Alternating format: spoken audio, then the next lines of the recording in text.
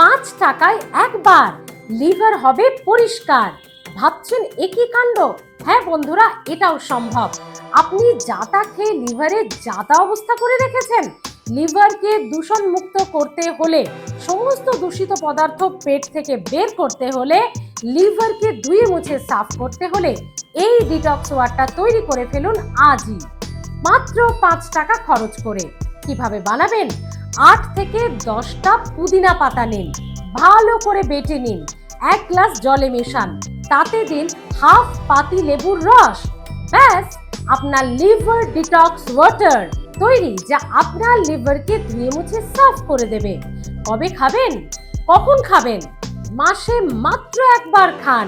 যারা পারবেন 15 দিনে একবার খেতে পারেন, না পারলেও মাসে অন্তত একবার খান, সকালে ঘুম থেকে উঠে খালি পেটে। ব্যাস, তারপর তফাৎটা দেখুন।